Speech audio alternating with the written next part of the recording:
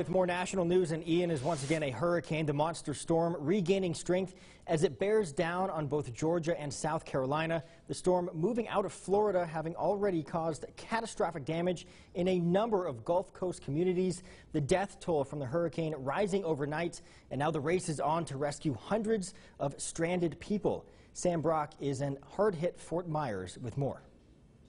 Nearly 48 hours after Hurricane Ian ripped through large swaths of Florida, the scene's still surreal. 5 units that are burned to the ground and still smoking with water coming out of the ground. The monster storm reshaping not only the landscape, but the lives of millions who call Southwest Florida home. Fort Myers beachfront property obliterated into fields of rubble. Charming Port Charlotte now underwater. Hard-hit Sanibel Island, approachable only by boat, and Venice Beach, a small community popular with retirees, shredded by winds topping 150 miles an hour. This cluster of homes burned by a knockdown power line. Some neighbors stunned. It's a manufactured home, but it's brand new. I don't think it's 6 weeks old. Others just heartbroken.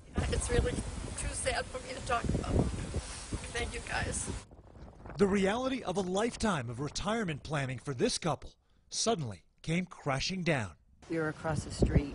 We saw the roofs blowing off, but we thought possibly we were one of the lucky ones. Unfortunately, we weren't. And the death toll, now in the double digits, though that figure is expected to rise substantially. This could be the deadliest hurricane in Florida's history. In Orlando, a nursing home evacuated Thursday amid rising floodwaters. Police forced to do their patrols through water-filled roads. And even in communities like Naples, where surging floodwaters have subsided, business owners are returning to stores that can't be saved. They talk about surges all the time. We never thought that this would happen to us. We lost so much inventory.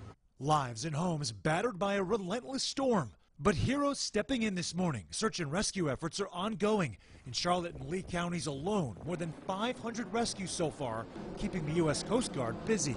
Florida coming together to clean up after this devastating storm.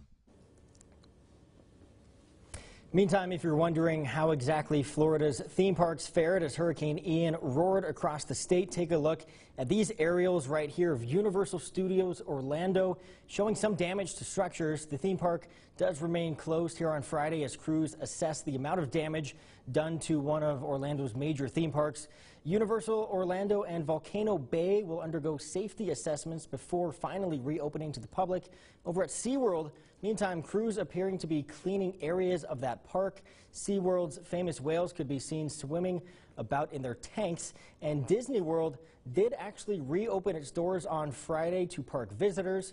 The park was nowhere near capacity, but the rides were all open.